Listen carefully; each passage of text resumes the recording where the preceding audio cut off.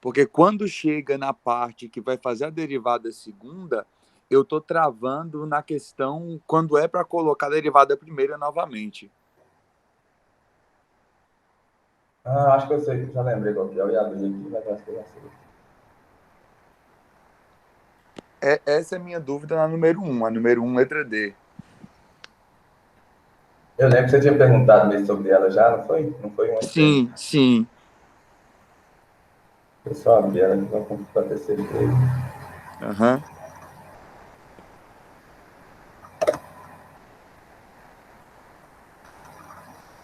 É a 1D?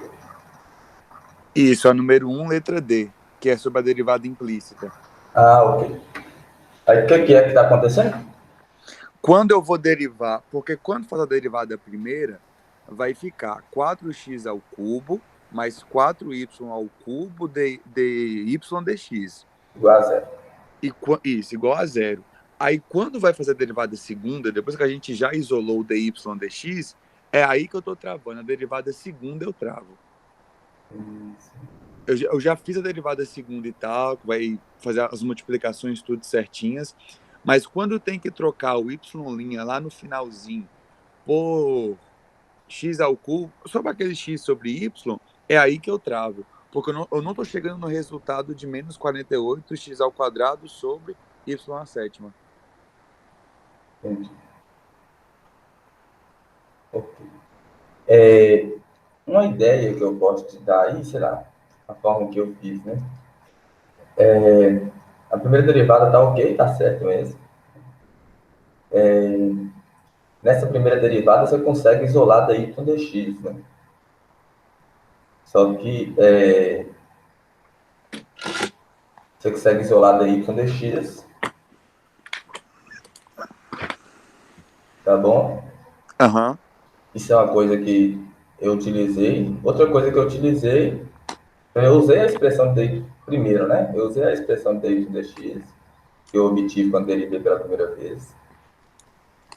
Então você pode isolar dy dx aí, que você vai achar um resultado em função de x e de y. Sim, sim. Ok.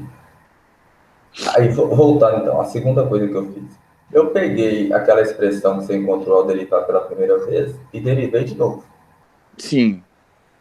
Então você obtém, sei lá, se você tiver com ela aí, você vai obter 12x quadrado mais 12y quadrado dy dx ao quadrado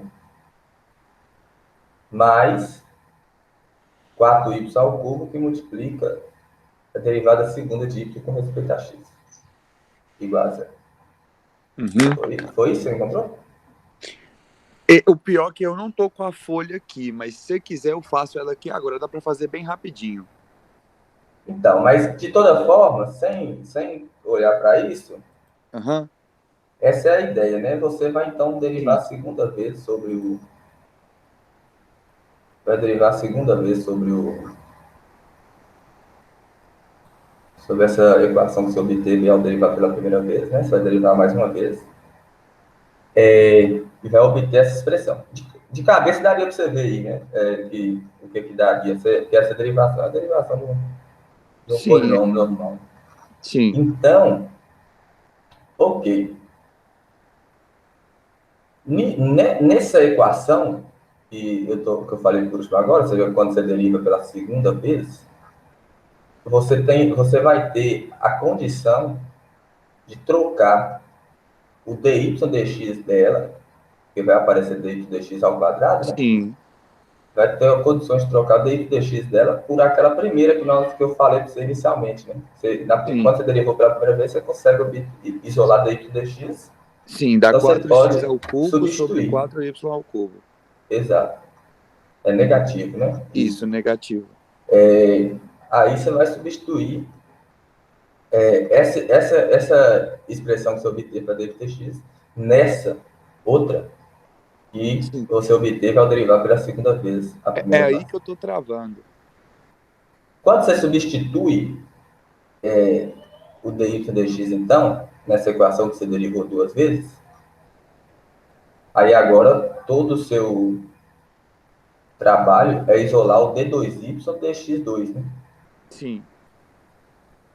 Então, você faz o trâmite natural primeiro, que significa simplesmente botar todo mundo no mesmo denominador, e deixar o dy, d2y, dx de um lado só da equação, né? Você deixa d2y, dx2 de um lado só da equação, e do outro lado você coloca todo mundo no mesmo denominador e faz a soma. Isso daí que eu não estou entendendo. Porque, por Pronto, exemplo... mas deixa eu só finalizar. Uhum. Quando você fizer isso, vai aparecer um denominador lá, talvez você recorte, né, que é y a sétima, como o denominador dessa, dessa última equação que nós estamos falando, né? Uhum. Vai aparecer um denominador lá, y a sétima. Só que em cima, você vai ter como fazer mais troca. Por quê? Uma informação que você tem é que x a quarta mais y a quarta é 16. Então, se em cima, no numerador, aparecer y a quarta mais x a quarta, você pode trocar por 16. Então, talvez o que está faltando seja só isso, trocar x a quarta mais y a quarta por 16, se isso aparecer.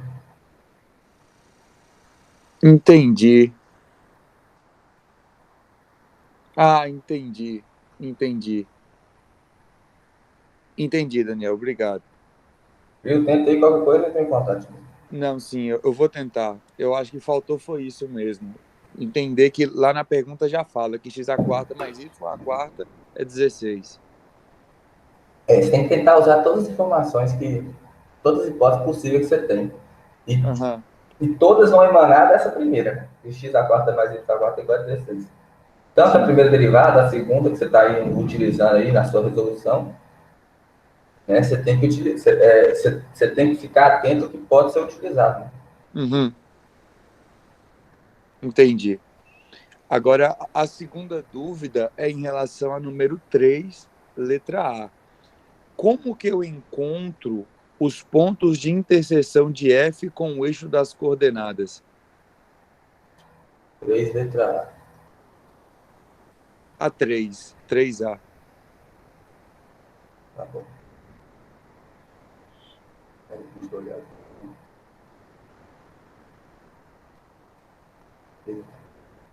Cada função f cuja rede de associação tem dado aqui 3x ao quadrado sobre x ao quadrado menos 1. Faça o que se quer. Determine o domínio da f. O domínio da F é até tranquilo, que é aquela questão que o denominador tem que existir e ser maior que zero. E os pontos Mas, interseção. Tem que ser diferente de zero, né? sim, diferente de zero. Ok. E os pontos de interseção de f com os eixos coordenados. Então, você vai ter que encontrar os pontos onde o gráfico da f intersecta o eixo x e depois intersecta o eixo y. Para intersetar o eixo x, o que tem que acontecer? O y tem que ser zero. Então, você vai fazer f de x igual a zero. Ah, sim. Quando você faz f de x igual a zero, você obtém, você vai ter essa expressão, né? 3x ao quadrado sobre x ao quadrado menos 1 igual a zero. Quem são os x que satisfazem isso? Aí você acha o x. Aí você vai achar... Repete, Daniel. Eu não entendi, não. Você está querendo obter os pontos do gráfico da função f que intersecta com o eixo coordenados. Quem são os eixos coordenados? O eixo x e o eixo y. Então, primeiro, vamos encontrar os que intersectam com o eixo x. Quem são os pontos que intersectam com o eixo x? São aqueles que têm a ordenada, né, o y igual a zero, né? São aqueles que têm o y igual a zero. Então, você vem aqui nessa equação que você tem da função, né, f de x igual a 3x ao quadrado sobre x ao quadrado menos 1, e faz o f de x igual a zero. Quando você fizer o f de x igual a zero, você vai ter uma equação, né? E aí você encontra quem é o x que satisfaz essa equação. O x que satisfaz essa equação vai ser o x, vai ser o ponto que você encontra, o x e o zero, né? É o ponto do gráfico que intersecta com o eixo x. O mesmo raciocínio que você faz para o eixo y. Para o eixo y, em vez de fazer f de x igual a zero, quem intersecta com o eixo x é quando o x é igual a zero. Então, você faz x igual a zero e vê quem são os f de x. Para x igual a zero, o f de x é zero. Então, caso do eixo Y aí, você já sabe que é o 0, 0. Sim, entendi. E a última dúvida é em relação a dessa mesma questão 3, a letra D, porque a gente encontrou os pontos críticos dessa função e foram 3 os pontos críticos, que foi 0, 1 e menos 1. Só que quando a gente aplica isso na segunda derivada, vai dar igual a 0. Quando a gente aplica o menos 1... Vocês encontraram 0, 0, 1 e menos 1. Isso, 0, 1 e menos 1. Só que quando a gente aplica esses pontos críticos na segunda derivada, está dando igual a 0. Não todos, mas o 0 dá um valor normal. Só que o menos 1 e o 1 estão dando 0. A gente analisou isso por questão que o gráfico dessa função é descontínuo. O 0, o 1 e o menos 1. A derivada deu 0. Sim, não. No menos 1, a derivada deu 0. Da segunda derivada, para poder encontrar o ponto máximo ou mínimo. Não faz sentido, porque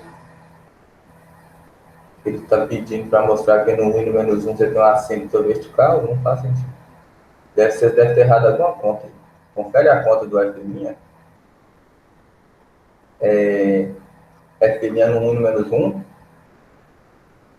Uhum. Isso tem que explodir, né?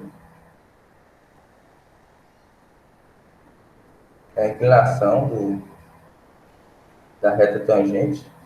Se isso for uma assíntota vertical mesmo, igual ele está falando que é, essa derivada tem que explodir junto com a inclinação, né? Então vai tender a 90 graus. Né? Então, isso não pode dar 0, não. Entendi. Isso vai ter que dar 1, né? Menos 1, coisa desse tipo. Então aqui a gente provavelmente teve algum erro na primeira derivada. Provavelmente, sim. Confere a primeira derivada aí. E a ideia é ajustar as coisas. Esses pontos menos 1 e 1 não vai ser, não. Com certeza, porque... E o 0 aí você verifica, mas o 1 e menos 1. Tem uma assíntota neles aí, você já sabe que o ponto crítico é aquele que a reta tangente ao gráfico nesse ponto é paralela ao x. Né? Se tem uma assíntota vertical, não é paralela ao x. Essa derivada não é 0. Tem certeza disso. Entendi. Entendi. Ok? Eram só essas as dúvidas mesmo. A gente vai fazer a 4 e a 5 hoje. Aí a gente travou nessa 1D por conta desse negócio da derivada. E a gente terminou a 3 ontem e paramos nessa D e não conseguimos continuar ela não, que a gente não entendeu. Porque estava dando 0. Sem problemas. Ok, então. Parece que já são 10 horas e só tem 4 pessoas. Eu vou dar início à aula, vai ficar gravado mesmo. E as pessoas depois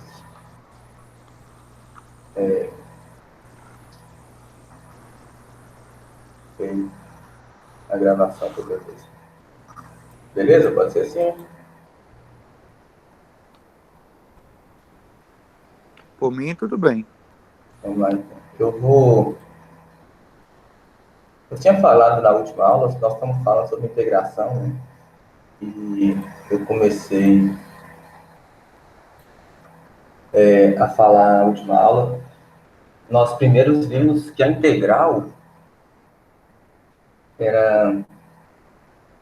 nós vimos a integral como... Quem seria a integral, por exemplo, de 2x? A gente viu que teria que ser uma função cuja derivada dava 2x. E aí a gente viu que x ao quadrado, por exemplo, é a integral de 2x.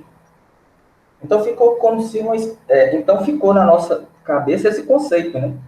Essa ideia aí do que seria a integral de uma função. Seria uma função cuja derivada, né, dê essa outra, né? E aí a gente viu o exemplo da integral de 2x, por exemplo. A gente viu que era x ao quadrado, porque a derivada de x ao quadrado era 2x. Ou seja, fazer uma integral com uma espécie de inversa da derivada, né? A derivação pega uma função e deriva ela, a integral pega uma função e retorna a função cuja derivada dá essa, né? Ou seja, uma é como se fosse a inversa da outra. Se você derivar a integração, você está fazendo nada, na verdade. Né? Você pegar, por exemplo, né? Para ficar bem claro isso, né? A integral de 2x, igual nós estamos falando aqui agora, dá x ao quadrado, né?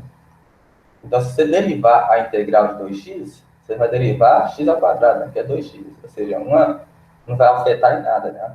Você vai estar no mesmo lugar. Então, se fosse a aplicação identidade, derivar a integração. Por isso que eu digo que a derivação é uma ação inversa da integração.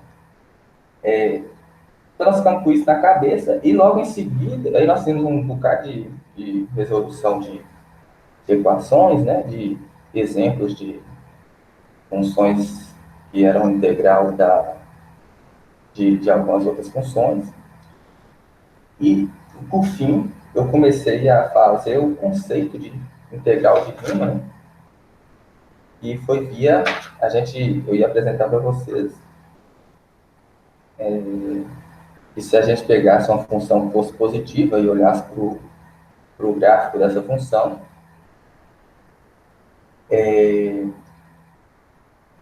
e aí eu falei para vocês que a gente ia ver que a integral também calculava a área sobre o gráfico da função. Então, deixa eu só apresentar a tela do computador e depois eu vou para o tablet de novo.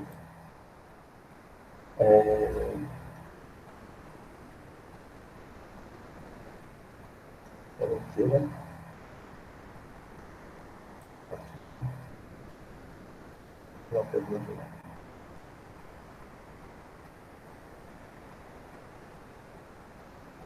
Já estão todos? Já estão vendo aí minha tela, gente?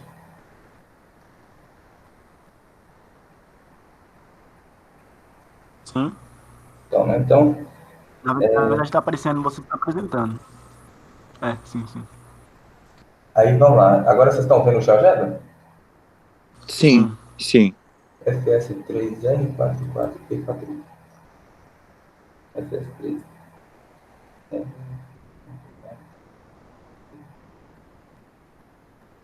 Deixa eu só botar o código aqui primeiro. Eu entrar com o tablet logo e eu já posso ter certeza se vocês estão vendo ou não.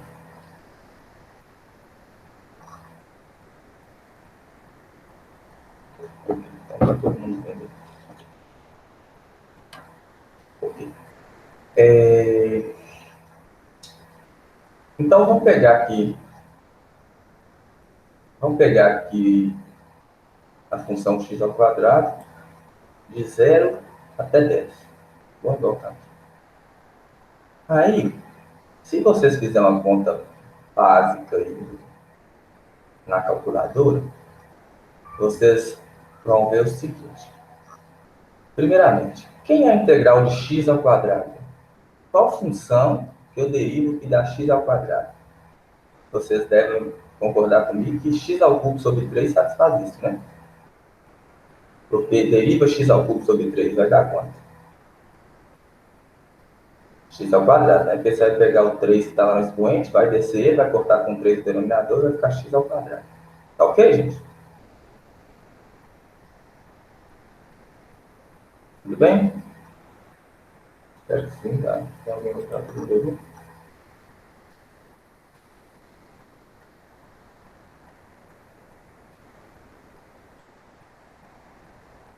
Marcos, está ouvindo, Marcos? Tá ok? Tá ok, tá ok. Ok, então, x ao cubo sobre 3 é a integral de x ao quadrado. Né? A gente viu que se a gente derivar x ao cubo sobre 3, dá exatamente x ao quadrado. E aí, o que seria fazer de 0 a 10? De 0 até 10, deixa eu parar a apresentação um pouco aqui. E fazendo o tablet.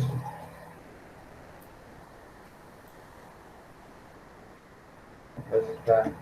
Aí depois a gente olha lá o que está acontecendo. Deixa eu fazer no tablet primeiro, aí a gente vai falar.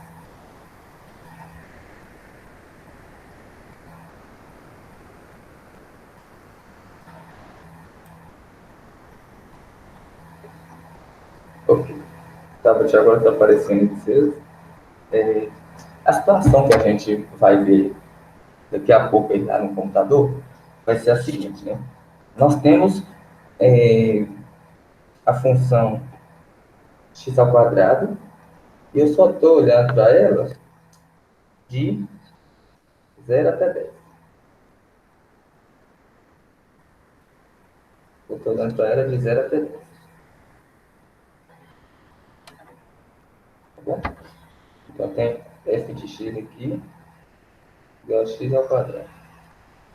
A integral de x ao quadrado de x, a gente viu que é x ao cubo sobre 3. E como a gente viu na aula passada, você pode somar qualquer constante que vai continuar sendo integral de x ao quadrado. Né? Se você derivar essa função toda aqui, você vai dar x ao quadrado. Né?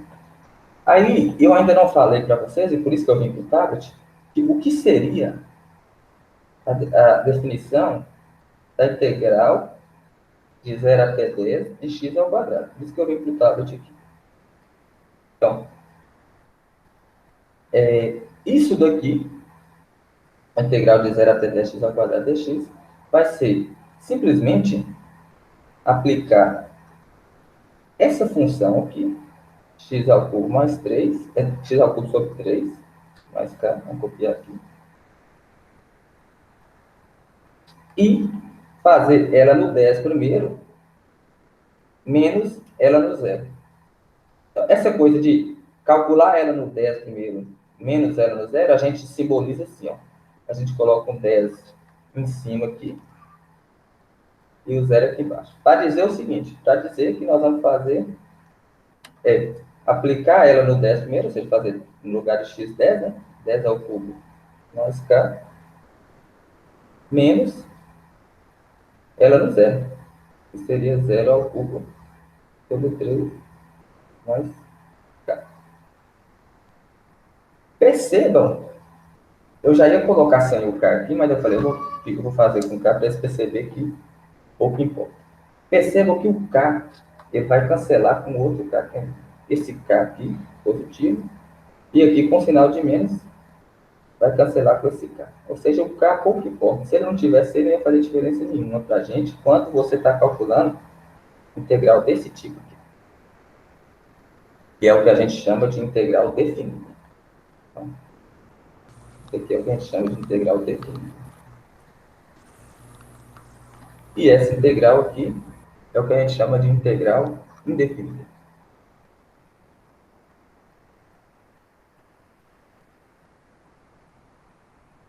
No sentido que você não deu os valores limites aí, os valores limites seriam esses daqui e esse daqui, né?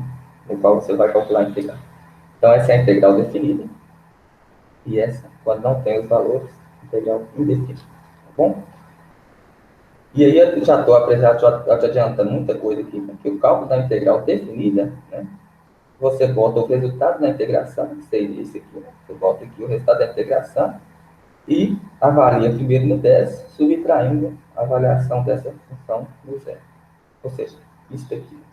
Você faz primeiro x igual a 0, depois x igual a 0 e vê o que dá. Aí, então, você vê que 10 ao cubo é 1000, né? Sobre 3. Isso é aproximadamente 333,333, né? Pronto. Então, a integral definida, de acordo com essa definição que eu dei para vocês, está dando 333,3333. De acordo, nós temos um conflito de ideias aqui. Qual é esse conflito de ideias? Primeiro, na aula de ontem eu falei para vocês que a integral de uma função, por exemplo, x ao quadrado, era uma outra função cuja derivada dessa outra função desse x ao quadrado. E, no final da aula de ontem, eu falei para vocês que essa mesma integral iria dar para a gente, no caso, uma função positiva, né? Iria dar para a gente a área abaixo do gráfico dessa função. Então, o que eu estou dizendo é que no final da aula de ontem, eu disse para vocês que se você calculasse a integral de 0 até 10, por exemplo, da função x ao quadrado, você iria obter a área do gráfico abaixo da função. Então, essa área aqui seria a área abaixo do gráfico da função x ao quadrado aí, entre o intervalo de 0 até 10. Tá bom? Seria obter essa área que passou por. Tá bom? Há um conflito por quê?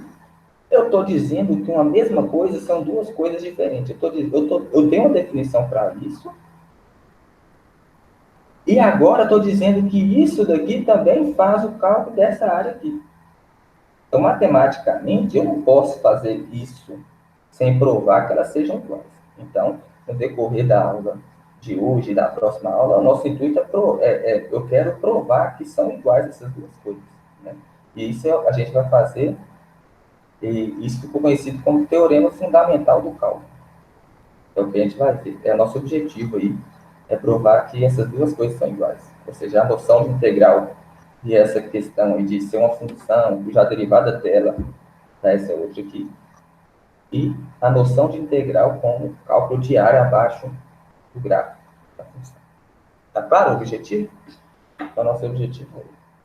Então, voltando aqui, eu acho que vou apresentar aqui, agora, por ser o mandatário da substituir, exatamente.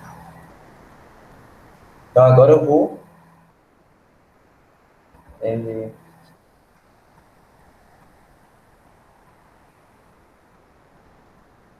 transmitir agora a tela aqui do computador.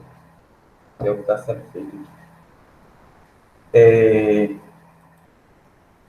Ok.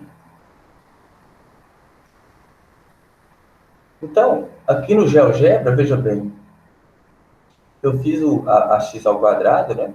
Eu fiz não, né? Tenho que dar o crédito aqui a esse Marcos de Miranda Paranhos, eu não sei o que é. Né? Você na internet consegue encontrar várias atividades no GeoGebra referente a vários conteúdos. E aqui você tem desenhado o gráfico da função x ao quadrado de 0 até 10. Conforme a gente viu lá no tablet, a integral aqui, ó, da 333,33. Tá bom? E aqui nós temos esses retângulos aqui abaixo do gráfico e esses outros retângulos aqui acima do gráfico dessa função. Na aula passada, a gente viu que se a gente fizesse esses retângulos, né, se a gente pegasse, por exemplo, o intervalo de 0 até 10 aqui, né, e a gente fizesse esses retângulos, pegasse, por exemplo, esse retângulo de tamanho 1 e pegasse um ponto, por exemplo, de 2, por exemplo, se a gente pegasse um ponto aqui nesse retângulozinho aqui e calculasse a imagem dele, a gente montaria um retângulo, né? Aqui, da mesma forma, a gente montaria um retângulo. E a gente observou que isso nos dava uma aproximação até boa da área abaixo desse gráfico. Né? Uma vez que calcular a área de coisas que não são retinhas assim, ou não tem formas prontas, como o círculo, é um pouco complicado, a gente viu que esses retângulos davam uma noção boa para a gente da área. Né? E aqui nós temos desenhado o seguinte, esses abaixo do gráfico, ele foi feito da seguinte forma. Você pega, por exemplo, nessa base do retângulo aqui, você escolhe o ponto nessa base do retângulo, cuja imagem tem o menor valor. Você viu que ele escolheu esse aqui, ó, que é o que tem o menor valor, né? Todos os outros estão acima dele. Aqui também, fez a mesma coisa, pegou nesse retângulo aqui, o ponto em que a imagem tem o menor valor. Aí aqui a gente tem uma coisa que está acontecendo aqui, é uma particularidade da função x ao quadrado, né? Pelo fato da função x ao quadrado ser crescente, está sempre sendo, toda vez que você escolhe o ponto com menor imagem, vai ser sempre esse primeiro aqui, porque a função é crescente, né? Toda vez que você andar para frente aqui, só vai crescendo as imagens. Então, nesses retângulos que eu acabei destacando aqui, né? Clicando sobre ele, você está fazendo dessa forma, né? Na base do retângulo, você escolhe o ponto puxa a imagem do menor valor e faz o retângulo com altura com essa imagem, com altura igual a essa imagem, ou seja, com essa altura aqui nesse caso. Analogamente, ele faz para esses de fora aqui, só que em vez de pegar o ponto com menor imagem, ele pega o ponto com maior imagem. E aí a altura fica sendo esse ponto, essa imagem aí, né? Desse ponto com maior imagem. Aí ele monta o retângulo. Quando vocês forem estudar análise da real, você vai ver que isso aqui é a soma inferior de Riemann e aqui é uma soma superior de Riemann. E o que eu queria mostrar para vocês da aula passada e deixei para hoje foi que se a gente chamar essa base aqui, né? Essa variação no x aqui, né? Você pega esse ponto final aqui, menos esse ponto inicial. Se você pega isso, né? Esse ponto final menos o ponto inicial, e chamar isso de ΔX, a variação aqui no eixo x, né? A gente observa o seguinte, que quanto menor for esse ΔX, né? Quanto menor for a base desse retângulozinho aqui, mais próximo nós vamos ter da área abaixo dessa curva aqui, entende? E aí a gente vai observar assim, ó, nós temos aqui 12 retângulos, agora eu vou colocar mais, vamos dobrar, sei lá, vou colocar 32. 30, né? Olha para você ver, nós diminuímos então a base do nosso retângulozinho, só que a aproximação agora ó, ficou cada vez mais próxima, né? Você vê que essa aproximação por baixo aqui está faltando só pouquinhos pedaços aqui abaixo do gráfico da função para ser preenchido. Enquanto que no caso anterior, que nós estava, né? Sei lá, não sei se eu consigo chegar nele, tá? Vamos deixar no 13 aqui. Olha o tanto que faltava, né? Faltava bastante coisa. Então, eu queria mostrar para vocês que quando esse ΔX aqui é tão pequeno, muito pequeno, né? A gente tem bem aproximada a área abaixo desse gráfico. Né? Eles vão colocar o máximo que ele está permitindo aqui. Ó. Aí, ó. Quando a gente chega a 100 retângulozinhos, a olho nu, a gente não consegue nem ver se tá, a gente percebe que está faltando muito pouco aqui, né? Nessa região aqui, por exemplo, a gente nem consegue ver o quanto que está sobrando aí a ser preenchido abaixo do gráfico. Aqui a gente nem consegue ver um pouquinho, mas já dá a noção para a gente que quando esse retângulo tem uma base muito pequena, né? Ou seja, esse ΔX aqui é muito pequeno, a aproximação fica cada vez melhor. Né? E aí a gente vai... O que eu queria com isso é só ter uma visualização de que a definição que a gente vai dar para a integral, a integral de uma função, vai ser via limite, né? A gente vai fazer o limite desses ΔX indo para zero. Vamos pegar esses ΔX aqui e vamos mandar eles para zero, porque a gente está percebendo que ao ficar bem pequeno, o cálculo da área via esses retângulos aqui fica cada vez melhor, né? Então, nós vamos definir como sendo o limite desse ΔX indo para zero, da soma das áreas de todos esses retângulos pequenos aqui. E aí a gente vai definir a área abaixo dessa curva dessa forma. Aí, como ele muito pequeno aproxima cada vez mais, a gente já prevê que quando fizer o limite, né? E o limite é como se não tivesse... É como se fosse praticamente zero mesmo, né? Não tivesse diferença quase entre o zero e o ΔX. Quando ele vai para zero, nós vamos ter exatamente a área abaixo dessa curva. Tá bom? Então, foi só uma maneira que eu vi de tentar passar uma informação visual aí para vocês do que nós vamos fazer. Hoje a gente vai definir a integral como sendo esse limite, né, de ΔX indo para zero da soma das áreas desses retângulos aqui. E no decorrer das próximas aulas a gente quer provar e definir a integral dessa forma.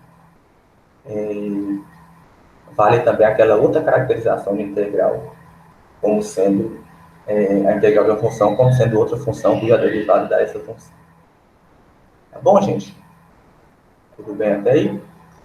Então, então vamos dar continuidade aqui. Alguma dúvida? Deixa eu parar com a apresentação aqui do computador. Por aqui, sem dúvida. Beleza, então deixa eu apresentar no tablet agora.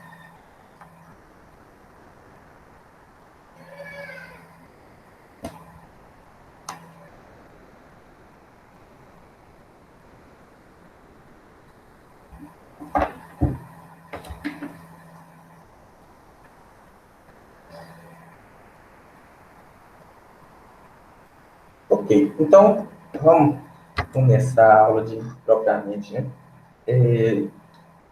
Vou ter muita definição agora na parte inicial, né? Porque toda vez que a gente inicia um conteúdo, a gente tem que dar os nomes das coisas primeiro, e aí depois vai aparecer alguns raciocínios, né? Tem demonstrações e tal, que é mais interessante.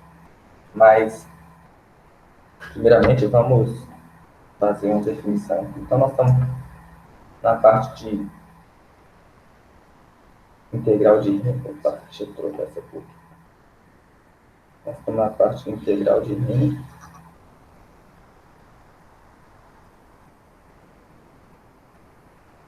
Rima 2N no final.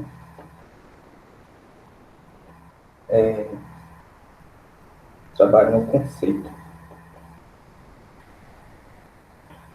Então, vamos lá. Primeira definição vai ser a partição de intervalo, né? Então, uma partição P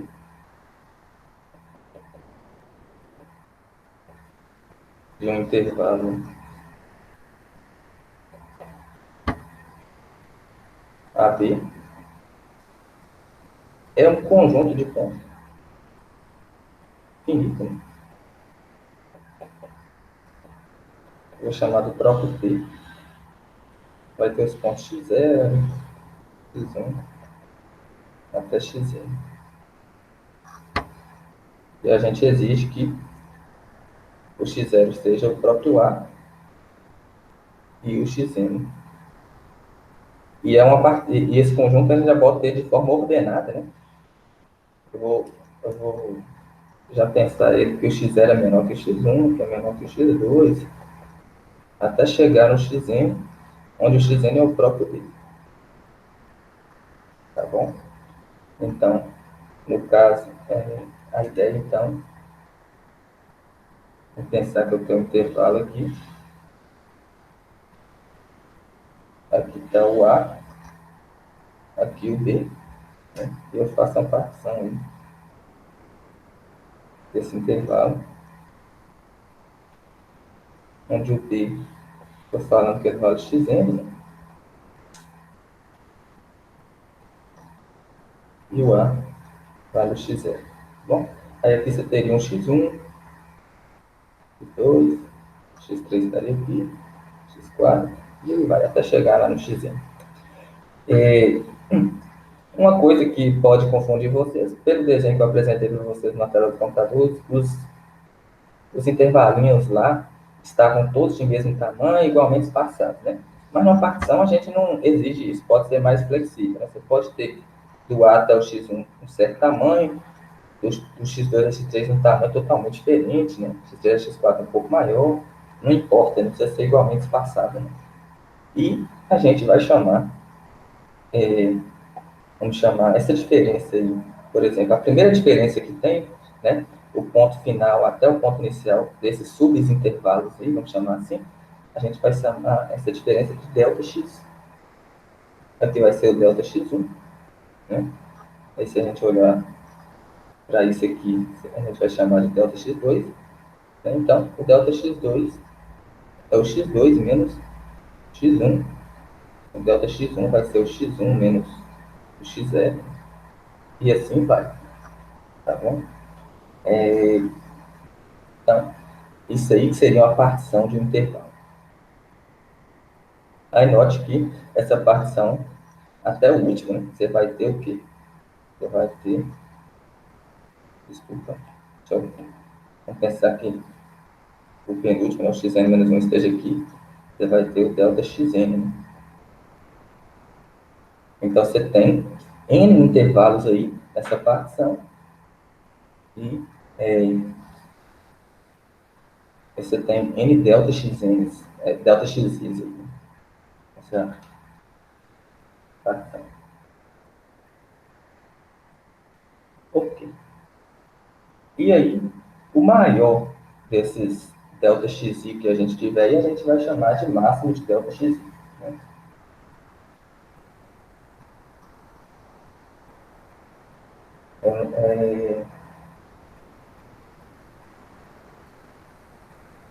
Uma outra forma que a gente tem de indicar a partição, no lugar de colocar em formato de conjunto, como aqui, né? A gente pode indicar a partição da seguinte forma. Então, observação aqui. Uma partição aqui.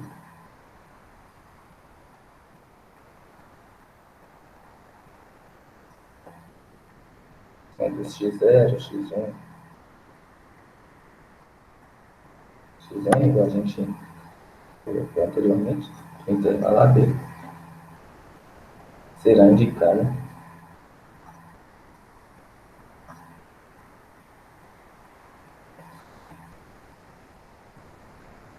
P, dois pontos, A, igual a x0, dando a entender qual é o ponto inicial do intervalo, menor que x1, menor que x2, até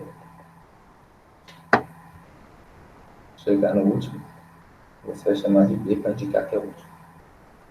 Você pode usar outra notação para a partição de intervalo AB. Simplesmente colocar isso. B, dois pontos, o A e o B no final, para indicar que é a partição do intervalo AB, e os pontos que você usou para particionar. Por exemplo, um exemplo concreto, vamos ver um exemplo concreto aqui, porque estamos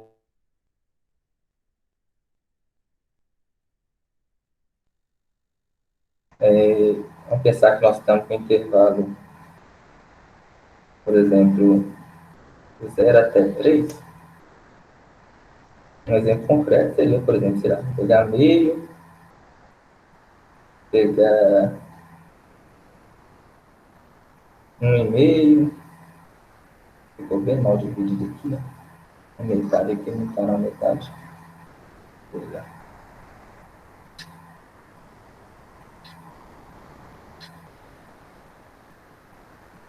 Aí você pode pegar 2, sei lá. Isso aqui, por exemplo, é uma partição no intervalo 0,3. Né? Então, a gente indicaria ela, segundo essa observação que a gente acabou de ver, a gente pode indicar assim, a partição 0, menor que meio, menor que 1,5, menor que 2, menor que 3, né? E pronto. Vamos separar ali. Bom, então, isso aí está indicando uma partição do intervalo 0,3. Tá bom? Ok. E aí agora a gente vai falar de soma de rima. A soma de rima nada mais é do que a soma das áreas daqueles intervalinhos, a soma das áreas daqueles retângulos, né? Que a gente viu abaixo do gráfico. Então, se você considera f uma função definida nesse intervalo AB,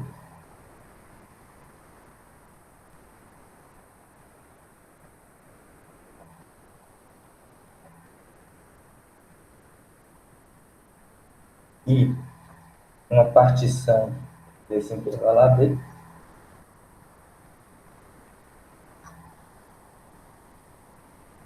menor que x2, menor que xn, que você vai chamar de B,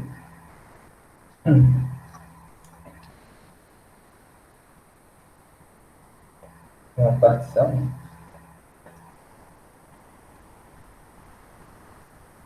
de AB.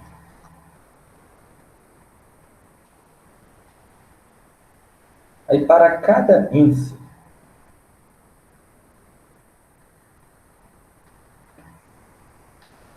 I igual a 1 até N,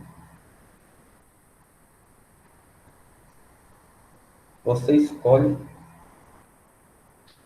um CI.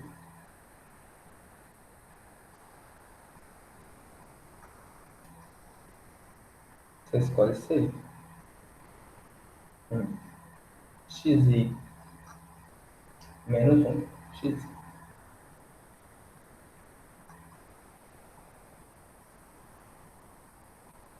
Ok. Então, para ficar bem claro o que eu estou dizendo, o que nós estamos fazendo é o seguinte. Você tem um intervalo AB, você fez uma partição dele, né?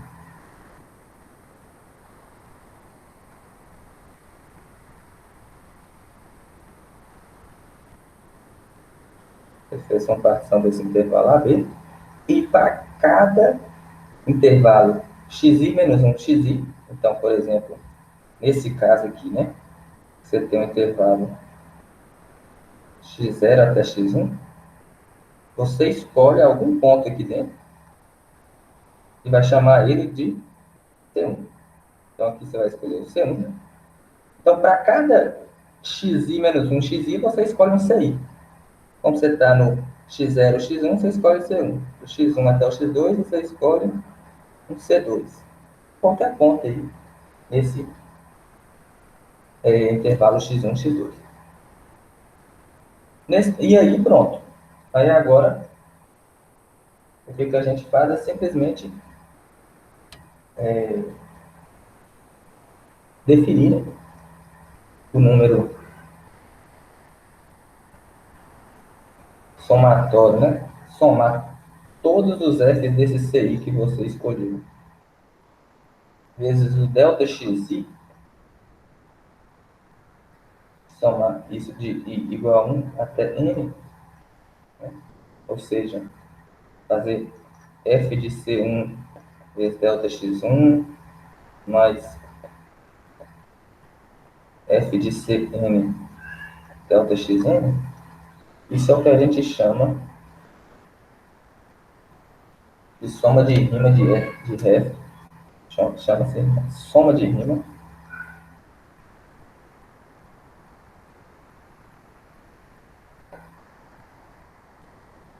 de f relativo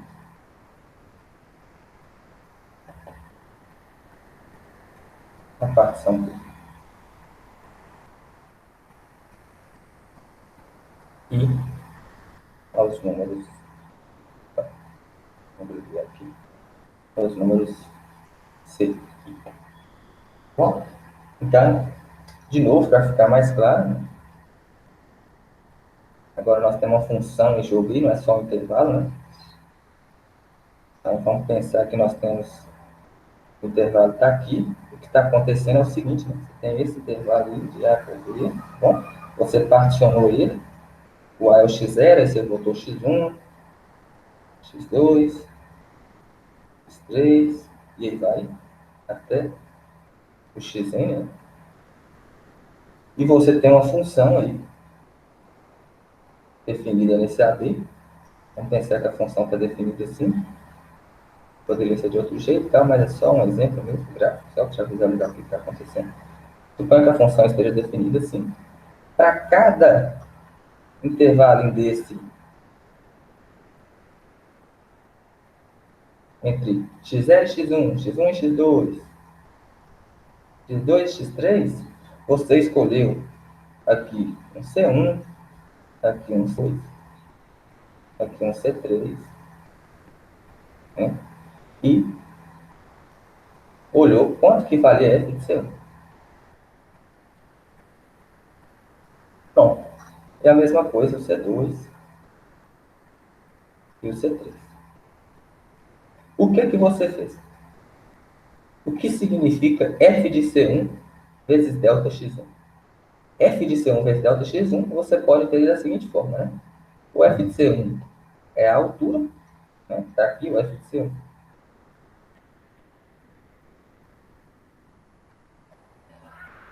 e o delta x1 é essa amplitude aqui do intervalo de x0 até x1, né? Do A até o x1. Ou seja, é o x1 menos o x0, x1 menos o A. Então, isso você tem o quê, então? x1 menos x0, que é a base, vezes a altura, que é o f de c1. Ou seja, você tem a área desse retângulo aqui.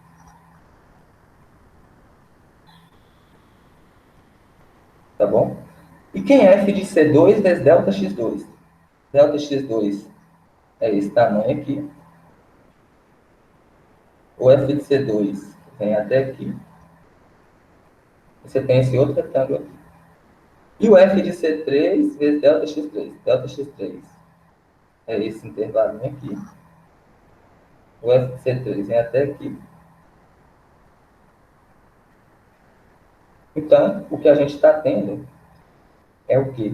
A gente observa que essa soma aqui é a soma das áreas desses retângulos em azul que eu construí aqui.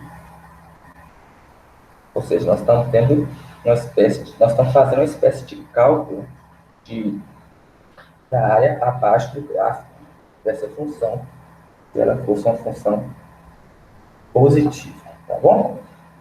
Aí, isso se ela fosse positiva. O que aconteceria se essa função tivessem valores negativos, né?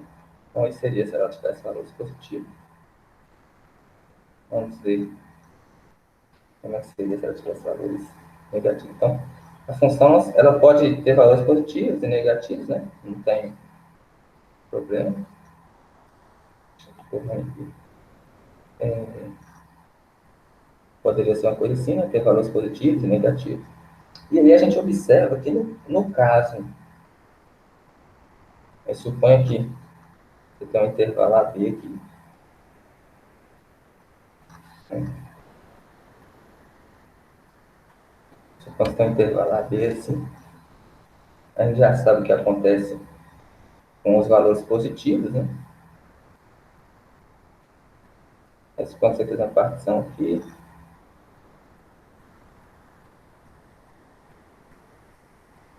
Né?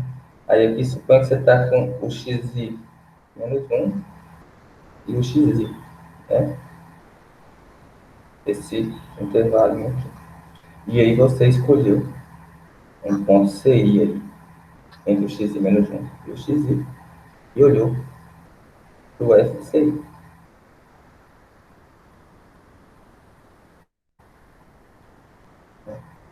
Tá, o f de CI é um valor negativo, né? E aí, nesse caso, o que a gente tem, né? Quem é o f de CI vezes o delta xi, né? Então, aqui você tem o delta xi, né? Esse tamanho aqui. Então, vai ser a área da base. É a base vezes a altura. Você tem a base vezes a altura. Né? Você vai ter esse retângulo. Ou seja, no caso em que a função tem valores negativos, você está tendo o quê? A área entre o gráfico e o eixo x sempre, né? Ou seja, você tem um retângulo, digamos assim, você vai ter um retângulo com uma área aí, que a gente vai considerar o sinal da área, né? A área com um sinal negativo, né? Porque a altura que a gente vai considerar, que é o FCI, né? É uma altura que a gente está considerando negativa. Ou seja, quando você tem uma função que é positiva, como esse caso aqui, essa soma aqui está aproximando a área abaixo do gráfico, né? Entre o gráfico e o eixo x. Enquanto, quando você tem uma função negativa, você tem a área entre o gráfico e o eixo x, só que com o sinal negativo. Né? Conclusão. No caso em que você tem os dois, o que vai acontecer é o seguinte, né? Por exemplo, nesse caso aqui, você vai ter... Suponha que você tenha escolhido esse ponto aqui para ser o C1, E aí você monta o retângulo, né, com a altura f de C1 e essa base igual a x1. No caso da função que tenha valores positivos e negativos, o que vai acontecer então?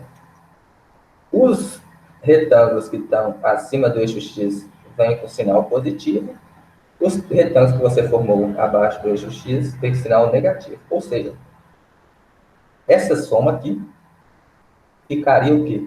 Ficaria a área dos retângulos acima do eixo x menos a área dos retângulos abaixo do eixo x.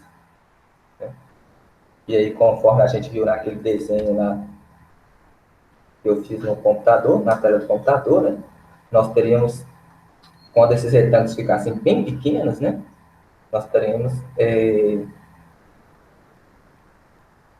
calculando a área acima do gráfico, é a área do gráfico, a área entre o gráfico e o eixo x, positivo, né? Essa área aqui, menos a área do gráfico abaixo do eixo x. Isso que você estaria calculando exatamente essa área, no caso em que a função tivesse valores positivos e negativos. Então, só para formalizar o que eu acabei de dizer, vamos colocar uma observação. Geometricamente,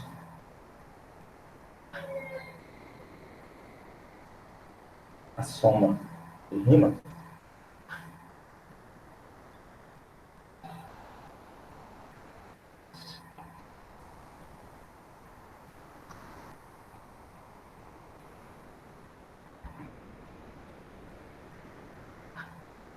soma de I igual a 1 até n f de ci delta xi é a diferença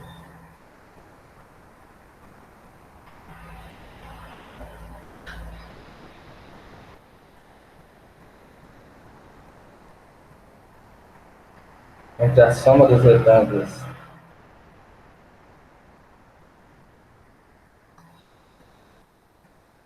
vamos chamar os retângulos ali que estão acima do x,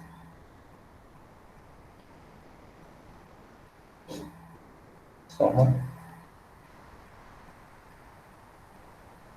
das áreas, né? Vamos chamar assim, das áreas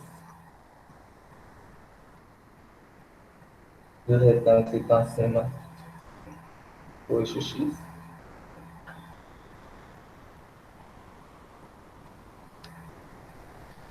E a soma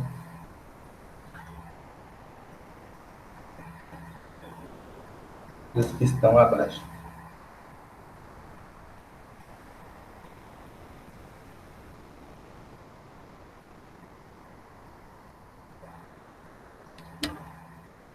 Então, aqui,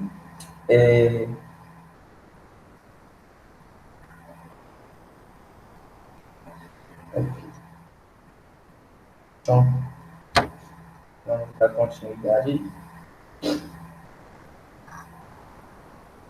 Vamos considerar agora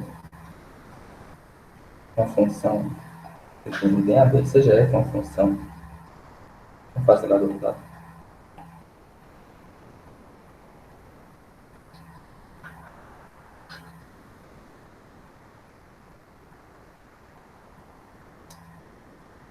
A observação que a gente vai ter é o seguinte: seja f uma função definida em AB,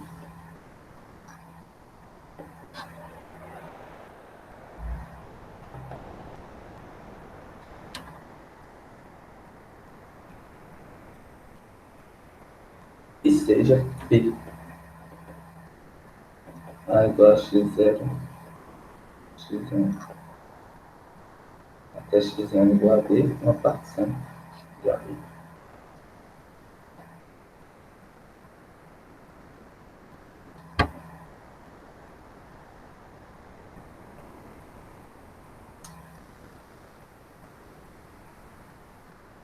Note que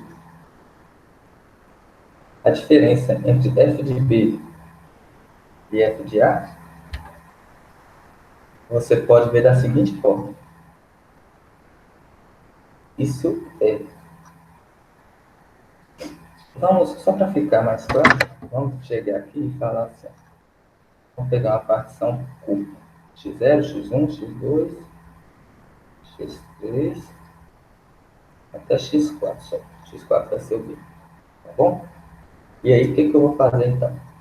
Nós vamos observar que a diferença entre f de B e f de A, ou seja, f de B menos f de A, vai ser simplesmente sair somando, né? A diferença entre x1 e x0, mais a diferença entre x2 e x1, mais a diferença entre x3 e x2, mais a diferença entre x3 e x4, né?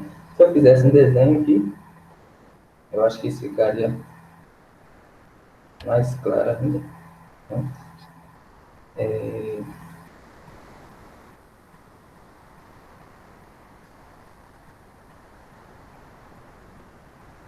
Se aqui fosse, vamos supor que aqui seja f de A, f de 0, f de 1, f de 2, f de 3, f de 4. É f de B. É o f de 4, né? E aqui suponho que seja f de 3, f de 2 e f do x1. Bom, o que eu estou dizendo é o seguinte, que essa diferença entre f de B e f de A aqui, desse tamanho, a gente vai ver que isso é igual à diferença do f de B com f de x3, ou seja, né, esse tamanho aqui, né, o f de x4 com o f de x3 está aqui, mais o f do x3 com o f de x2, mais o f do x2 com o f de x1, mais o f de x1 com o f de x0, ou seja, o f de x1 com o f de A. Né? A gente pode ver assim. Isso a gente acabou de ver aqui graficamente, né? Mas não há dificuldade nenhuma em perceber isso também aqui na conta. Né? Porque f de B menos f de A é a mesma coisa do f do x4 menos f do x0, tá bom? Só que você pode pensar, você pode somar e subtrair o x3 aqui, né? Fica f de x4 menos o f de x3, você subtrair o x3, né? Aí na sequência você já soma o x3, o f de x3, né? Não alterou nada aqui, tá bom? E aí, então, você já pode deixar esses dois. Já começa a aparecer aqui essa soma que eu estou querendo, né? O fx4 menos fx3. Vamos jogar a igualdade aqui um pouco mais para trás, né? Então, ficou o f do x4 com menos o f de x3. Aí, da mesma forma que eu somei e subtraí o f de x3, eu posso fazer com o f de x2. Então, vou pegar o f de x3 aqui, vou subtrair f de x2, e na sequência eu somo com o x2. E deixo o f de 0 normal, né? Eu não fiz nada, né? A diferença é que agora eu já ganhei duas parcelas lá que eu gostaria de ter. Né? Voltando agora só acrescentar e somar e subtrair o artigo. Né? Então ficou. Vou adiantar aqui.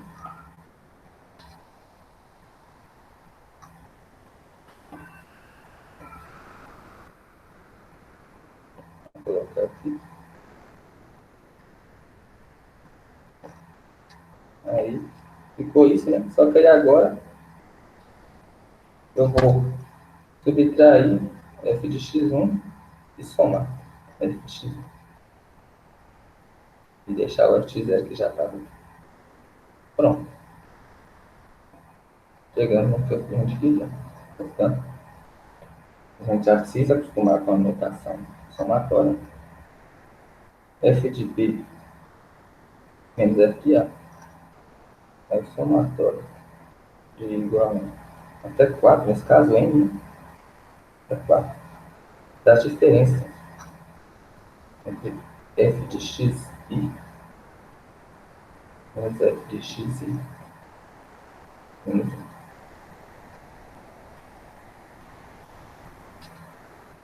Tá ok? Isso vai ser útil, né? Daqui a pouco. A gente já observa que a gente pode entender essa subtração f de b menos f de a aqui como sendo essa soma. O todo é a soma das parcelas, né? Que compõem o todo. A ideia é mais ou menos essa. E aí, se a gente, feito isso, né, se a gente lembra um pouco agora do teorema do valor médio, a gente já vai começar a ver as coisas de forma um pouco diferente. Né? O que eu quero dizer com isso? Só ver esse exemplo aqui. Vamos pensar aqui. Nosso intuito desde o início, né, é tentar ver a integral que a gente definiu inicialmente como essa agora, que é a área abaixo do gráfico da função. Então, nós vamos sempre caminhar nessa direção. Vamos pensar, então, que você tem f grande e fzinha definida no intervalo AB,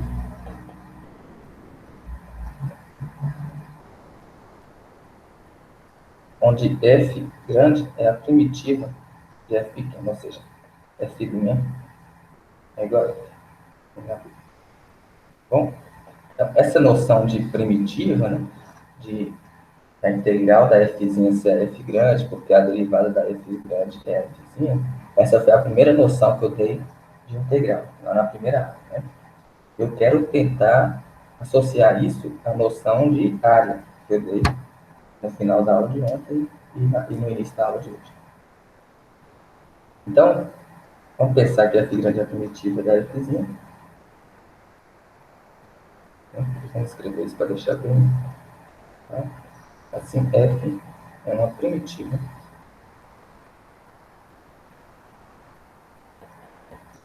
de fzinha em A. A gente vamos considerar uma partição B. Vamos pegar essa partição ali, embaixo ali para cá dele já. X0 menor que x1 menor que x1 igual a B de AB. Vamos pegar essa partição, né? Nem vou escrever mais partição, já falei dessa anotação da partição. E aí? O que eu proponho é provar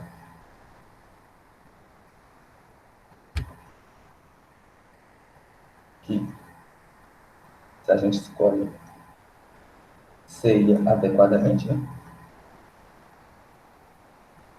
Se a gente fizer uma escolha conveniente de CI barra lá nos intervalos 1 xi menos 1 xi, a gente tem o seguinte, né?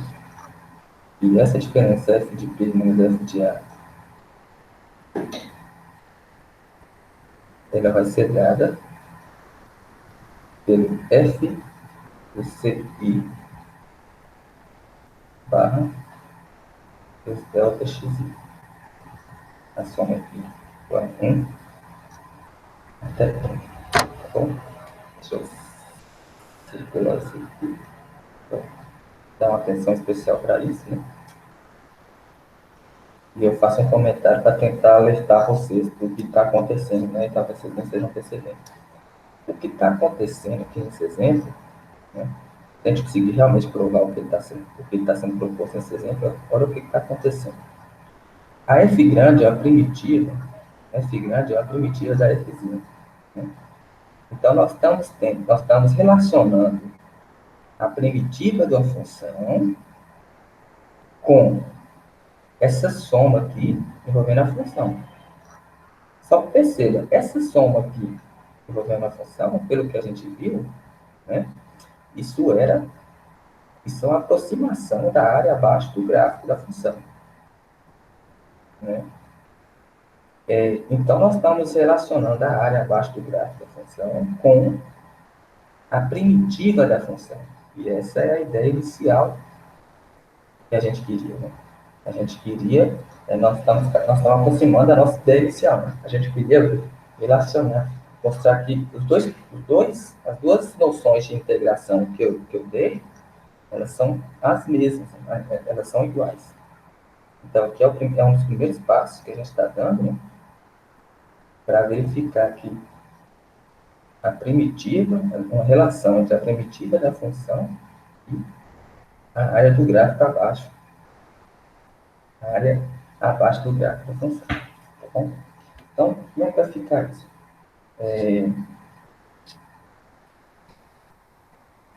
Vamos provar isso. Então, lembrando que, como eu falei, isso provém diretamente do teorema do valor médio. Qual é a demonstração? Uma coisa que a gente acabou de ver, né, foi que a diferença entre f de b menos f de a gente pode ver como a soma das parcelas menores, ou seja, somar em i vezes f de xi menos f de xi menos 1 igual a 1 até n. Né? Assim que a gente pode ver assim. Agora, pelo teorema do valor médio, né, o teorema do valor médio dizia que se você tem uma função derivada, né, num certo intervalo, então, e é o caso dessa f grande, né, ela é derivável, ela tem uma derivada que é a fzinha. Se você olha para o intervalo de xi menos 1 até xi, né, você olha para o intervalo, vamos fazer aqui, exemplo. Se você olha para o intervalo de xi menos 1 até xi, dessa função f grande, né, o que ele está dizendo para nós é o seguinte, que o que o teorema do valor médio diz para nós é que a diferença f de xi menos f de xi menos 1, isso é dada pela derivada da função, né, da f' de um ci barra, vamos chamar assim, vezes a diferença nesse domínio da função. Vezes essa diferença aqui, né, do xi pelo xi menos 1.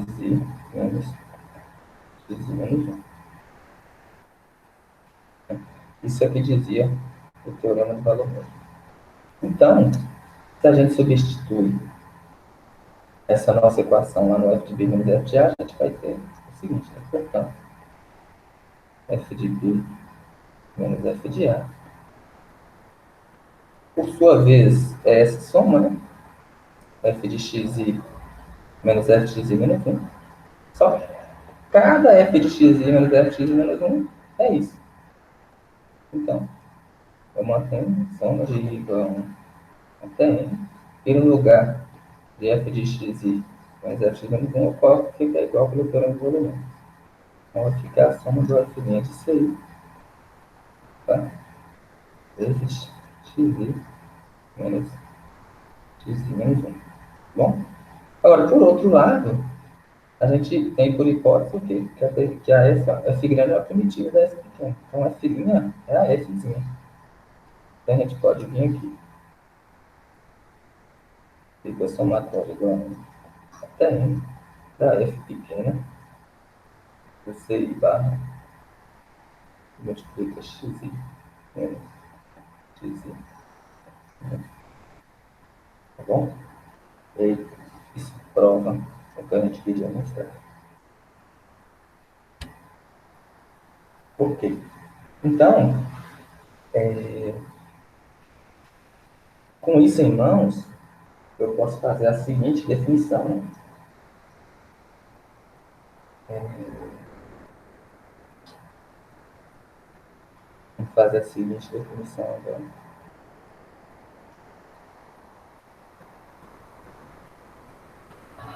Pegar essa uma função definida no intervalo AB.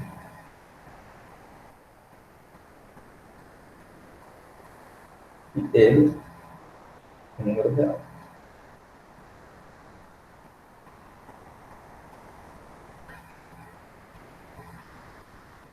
quando acontece o seguinte, né?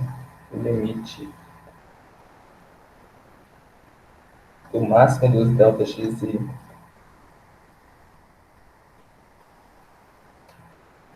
tendendo a zero dessa soma ali, né? Dos f de c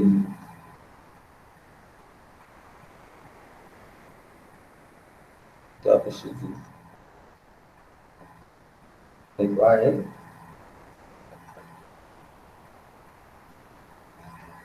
A gente denomina, mas isso acontece, não existe, né? Nós denominamos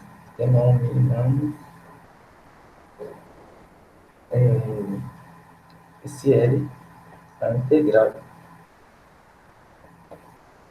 de Riemann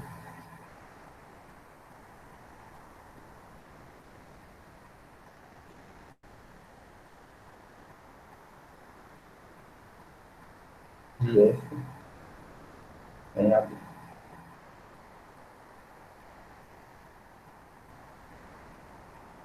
Indicamos pela seguinte notação: a integral de A até B de f de x dx igual ao limite máximo do delta x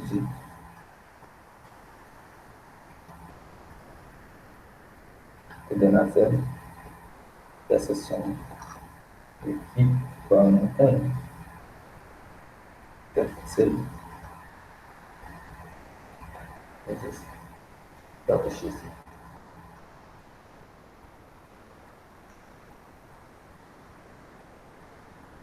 para toda a partição P de AB e escolha de C.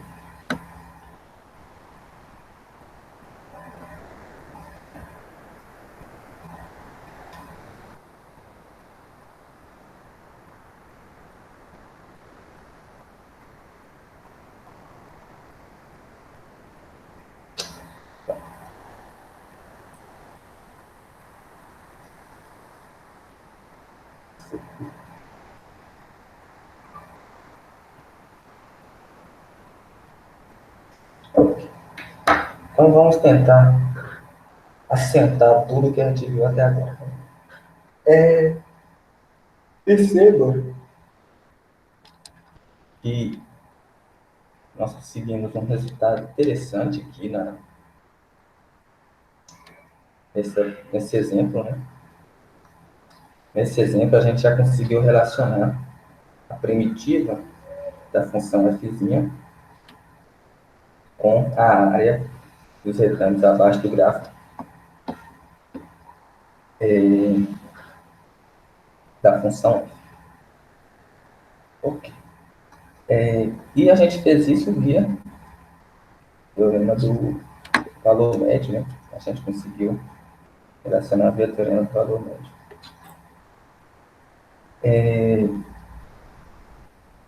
E aí, então, a partir dessa observação, a gente definiu a integral de A até B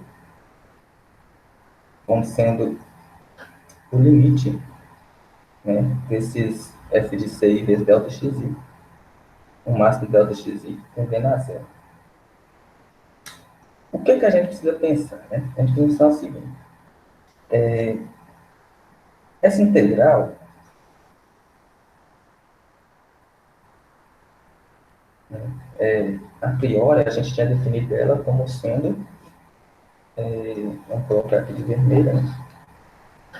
Inicialmente, na primeira aula, né, a integral sem ser definida, né, sem ser de A até B, só a integral de f de dx a gente definia como sendo uma função f grande, né, integral f grande de x, né, cuja derivada da f grande, né, a gente exigia que f grande de x fosse igual a f de x. Foi o que a gente fez. Né? E agora a gente está definindo a integral definida, ou seja, em que você sabe os pontos extremos aqui, A até B, o intervalo do domínio da função seno integral. E aí, nesse caso, a gente passa a dizer o seguinte, que f, a gente acrescenta t até a aqui também, quando a integral é definida. Para simbolizar o quê? Para simbolizar que isso daqui é a mesma coisa que f de b menos f de a. Tá bom? Ficou bem grande isso.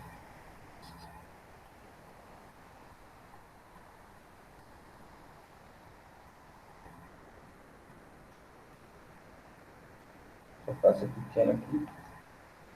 Então, isso é a mesma coisa que f de b menos f de a. Tá bom? Ou seja, então, inicialmente a gente viu que essa integral, a gente olhou essa integral aqui como sendo isso, né? E agora nós estamos definindo ela como sendo a área abaixo do gráfico da função. Só que, então a gente precisaria ver a igualdade, né? Se de fato essa integral, esses dois conceitos se coincidem. E esse exemplo para nós dá um forte indício de que sim, né? Esse exemplo anterior dá um forte indício para nós de que sim, esses conceitos coincidem pelo seguinte fato, né? A noção primeira que eu dei, né, que é a integral era f de b menos f de a, ela está sendo o quê? Ela está sendo a soma dos f de ci barra xi menos xi barra, né? Ou seja, está sendo a soma também de retângulos abaixo do gráfico. Qual é a diferença que está tendo aqui? É explícita. A diferença explícita é que, possivelmente, na definição segunda que eu dei, a gente escolheu um CI qualquer aqui. Poderia ser escolhido um CI qualquer aqui, né? E a ideia aqui nessa definição nossa é que você escolha um CI qualquer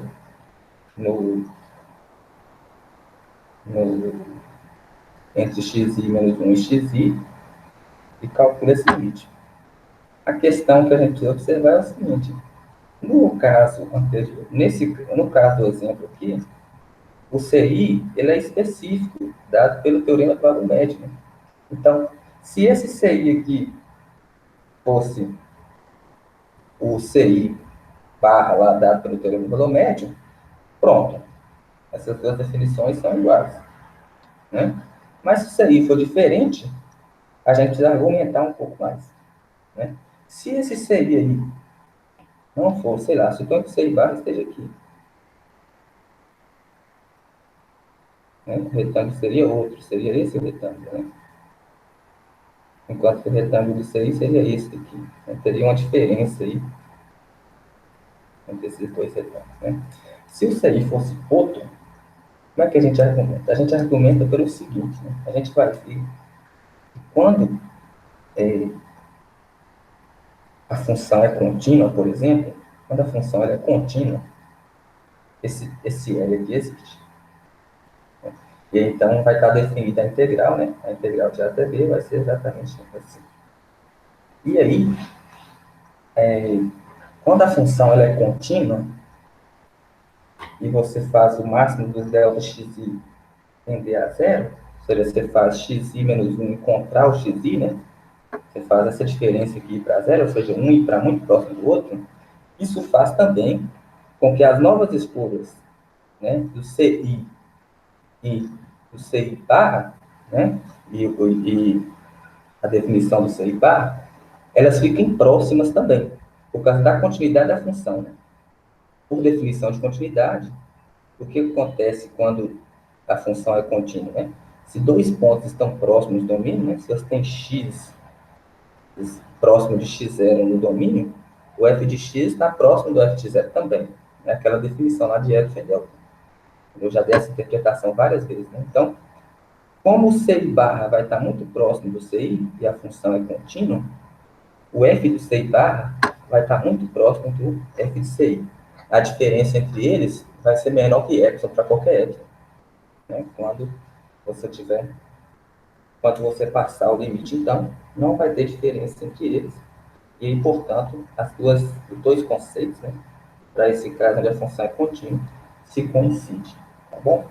Então, isso já nos tira um pouco de peso das costas de querer, de pensar que estamos carregando duas definições para a mesma notação, né, para essa mesma notação.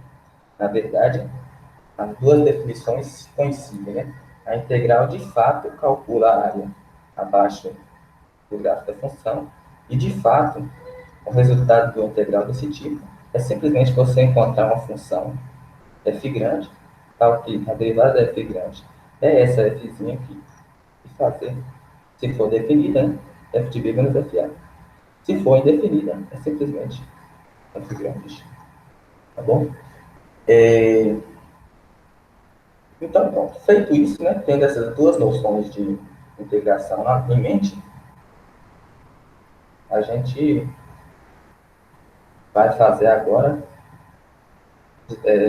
obter algumas propriedades aí de integração. Tá bom?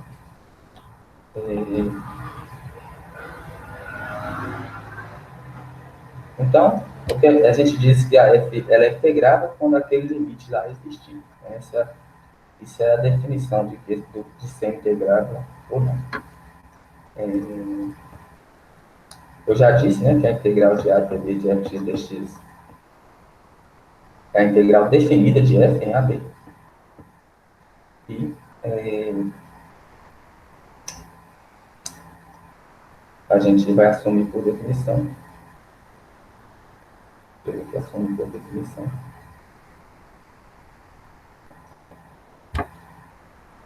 A integral de a até a de f de x dx é igual a zero.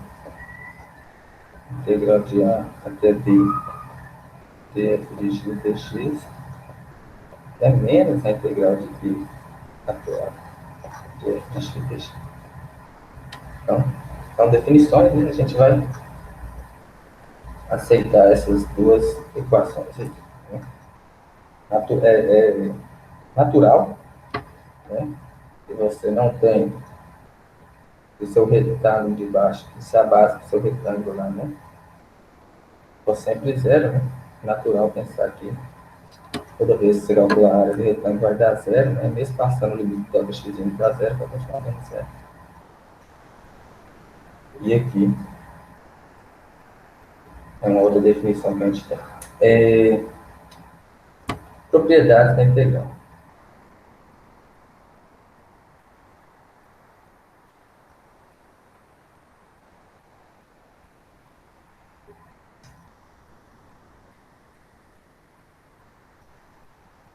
Vamos pegar aqui duas funções que são integradas, sejam f e g integradas. Assumir que a integral delas existe no mesmo intervalo. E pegar uma constante k. E agora nós vamos ver aqui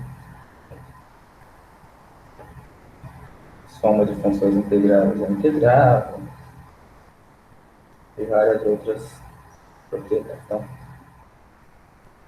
primeiro aqui, a soma de funções integráveis é integrável, ou seja, f mais g é integrável. Em AB e mais. Além de existir a integral, a gente sabe quem é a integral.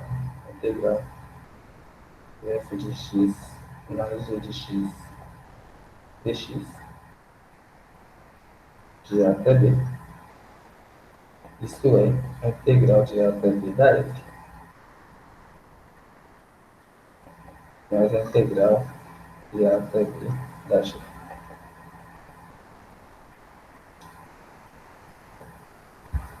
A multiplicação de uma constante vezes uma função integrável também é integrável. Isso é simbolizado por dizer que cada f é integrável.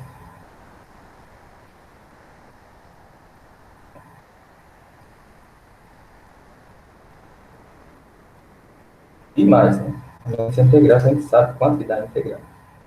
A integral de APB de K vezes F de x dx vai ser K vezes a integral de APB de F de x dx.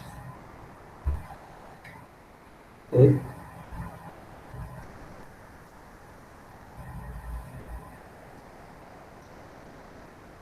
se F de x é maior ou igual a zero em AB, se eu deve imaginar pela definição que a gente deu de integral, a integral, então, de A até B vai ser maior ou igual a zero também. A função é positiva, a integral vai ser positiva, maior ou igual a zero também. Por se tratar da área, né? A área positiva é a área abaixo do grau. A área positiva.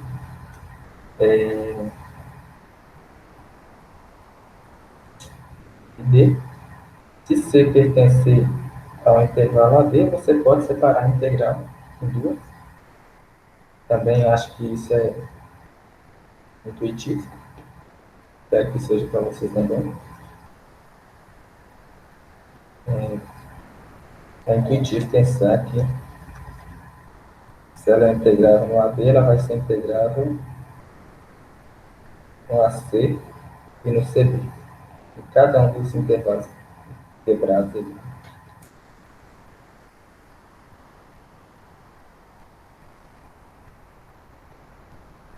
Então, se C pertence a B e F é integrável em AC e em CD, a gente imagina que a integral de A até B de F de x dx seja a mesma coisa que fazer a integração de A até C e somar com a integração, né? Com a integração de C até B.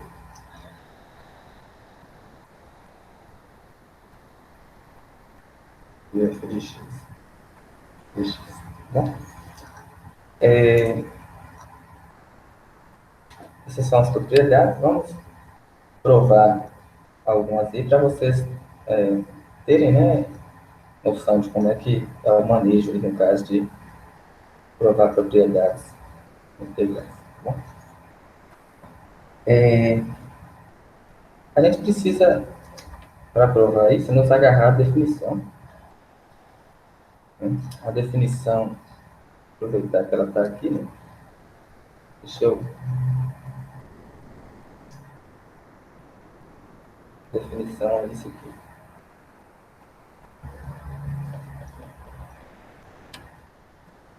A integral de A até B é exatamente esse limite. Né? E aí, toda vez que envolve limite, a gente precisa recordar que o limite ele é definido em epsilon e delta, né? Então, ele está dizendo que, quando você olha para isso aqui, ele está dizendo que, quando esse cara aqui, né, quando o máximo dos delta xi dista do zero menos que delta, esse cara daqui dista do L menos que L. É a definição normal mesmo de limite que a gente já conhecia, né? Só está sendo aplicada nesse caso particular.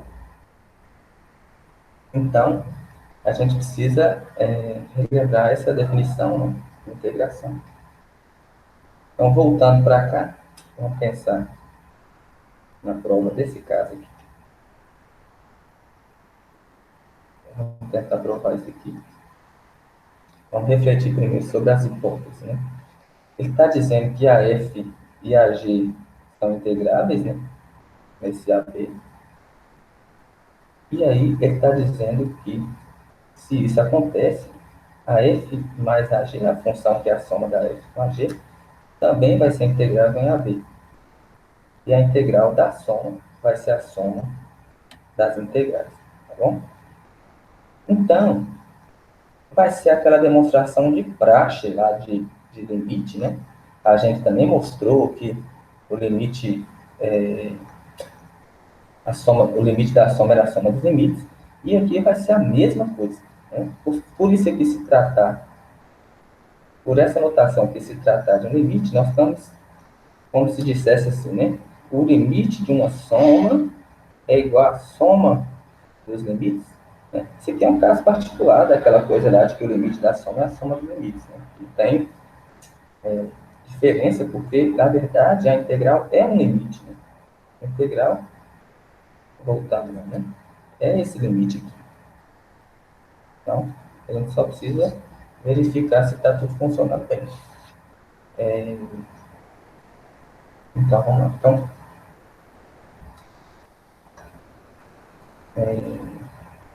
Então, por hipótese, vamos começar para exercitar bem as informações que a gente tem, por ser a primeira demonstração que a gente faz. Né? Então, por hipótese,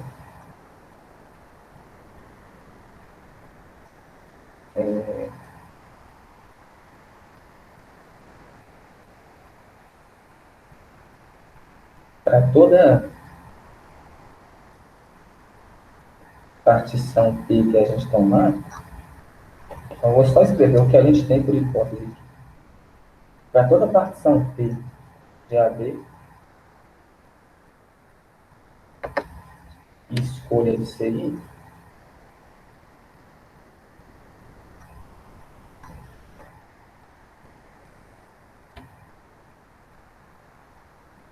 temos.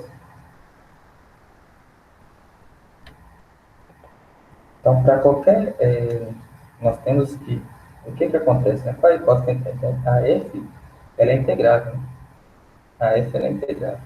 Então, isso quer dizer o quê? Que aquele limite existe, ou seja, que a soma dos F de CI vezes delta xi, como aqui igual a 1, até 1, menos a integral. O L, nesse caso, da F é a integral de A até B. F de x dx. Né? Então,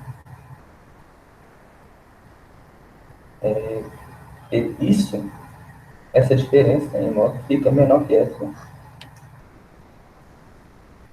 Sempre que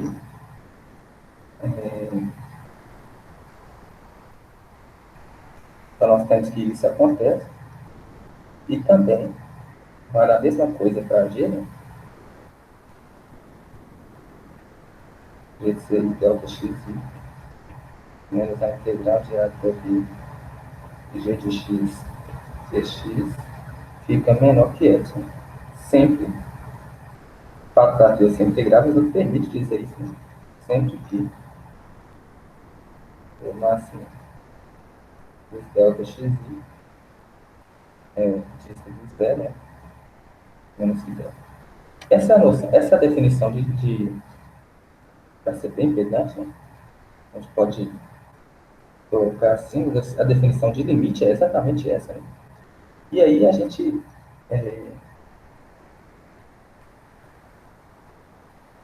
e a gente olha para o que a gente quer agora, né?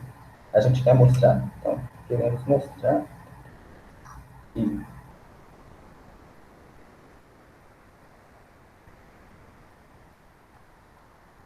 a soma de I igual a 1 até 1 de F mais G, né? Nós estamos querendo verificar aqui a função soma, né? De F com G aplicada a CI vezes o delta xi dista a integral de A até B de F de x mais G de x dx. Como faço? Integral, cadê? Aqui embaixo. Isso. A integral de F de x dx mais a integral de A até B G de x dx menos que F. Então, isso é o que a gente quer mostrar, né?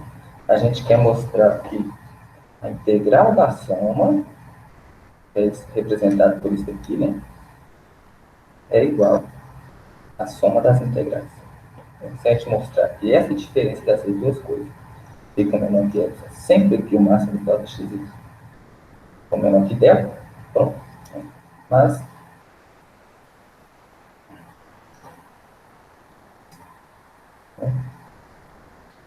vamos começar então. Ora, aproveitar que eu estou aqui, não tem no quadro, seria péssimo fazer isso.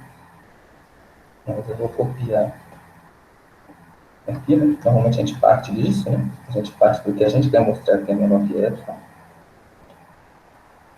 Apaga o menor que epsilon, a gente quer mostrar que isso é menor que epsilon. E tenta mostrar que isso é menor que epsilon. Então, por desigualdade triangular, vamos colocar aqui desigualdade triangular, né? O modo da diferença é a diferença dos modos, né? Então, eu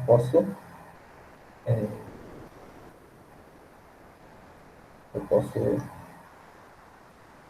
primeira coisa, talvez seja bom fazer uma coisa antes aqui para não ficar, pode ser que assuste alguém.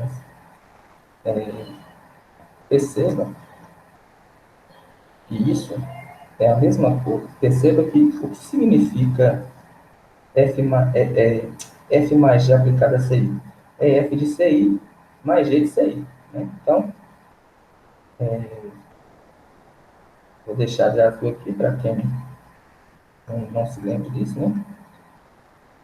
A definição da soma de duas funções aplicada a um valor de domínio, não CI, isso é F de CI mais G de CI. Né? Então, você vai ter essa soma aqui multiplicada em ΔXi. Você vai ter essa soma multiplicada em ΔXi. Então, você vai ter o F de CI vezes ΔXi, você vai ter o G de CI vezes ΔXi, tá bom? Então, você tem pela desigualdade triangular, vamos ver se vocês concordam com o que eu vou fazer agora, né? Eu vou usar a desigualdade triangular, vai ficar como então? Então, o modo da diferença é a diferença dos modos. Então, vai ficar soma I igual a 1 até N do F de CI vezes ΔXi. Então, peguei esse primeiro cara aqui, né? F de CI vezes ΔXi. Vou aproveitar esse primeiro cara aqui também, colocar junto com ele. Então, menos... aqui está faltando um chave, um colchete. Eu estou fazendo isso porque o menos aqui vai cair para dentro tanto da F quanto da G. Né? Então, ficou menos a integral de A até B de F de X dx, mais, agora, essa outro cara aqui, né? G de X vezes delta xi, somatória igual a 1 até G de CI delta xi, menos a integral de A até B do G de X. Aqui também está faltando G de X dx. Pronto. Então, usei a desigualdade triangular aqui, né? Eu tenho o modo da diferença desse cara com esse. Aí eu fiquei com essa diferença mais essa diferença. Tá bom? Agora, por hipótese, né? Então, eu vou escrever hipótese, né? Hipótese de indução, hipótese. Por hipótese, o que a gente tem? Essa parcela é menor que essa, e essa parcela é menor que essa. E essas são as parcelas que a gente tem exatamente aqui. Né? Então, essa é menor que essa, e essa é menor que essa. Portanto, ficou menor que essa mais essa. Pega 2 né? Pronto. Quem quisesse ter chegado em menor que essa, vinha aqui, como aqui em cima, né? Esse aqui é menor que qualquer, que a gente quiser, a gente pode pensar que é menor que f sobre 2, que é menor que f sobre 2, e, portanto, aqui ficaria f sobre 2, aqui f sobre 2, e aqui, no lugar de f2, f ficaria f. Tá bom? Portanto, a gente mostrou, né, o que a gente queria. Era isso daqui. E isso nada mais é do que dizer que a integral da soma das integrais. Ok? Eu vou deixar vocês pensarem nas outras aí, nas outras demonstrações, e aí, qualquer coisa vocês me perguntam. Eu acho que eu já posso encerrar a aula por aqui. Deixa eu só ver. Aí na próxima aula, a gente fala sobre. Deixa eu ver que a planilha.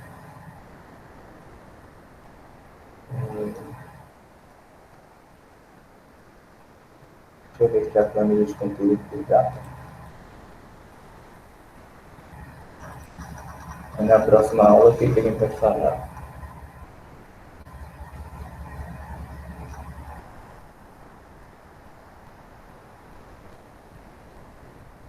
Exato, na próxima aula, a gente vai começar a falar de teorema fundamental do cálculo.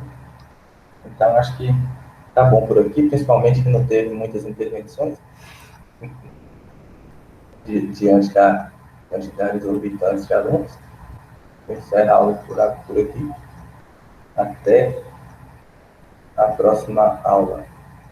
Se bem que a próxima aula que eu falo é a próxima aula de conteúdo, né? Porque na próxima aula mesmo, veridicamente, 31/8 é a prova nossa. Talvez isso tenha feito com que tivéssemos uma quantidade muito alta de alunos presenciando a aula. Então, até mais. Até a próxima aula.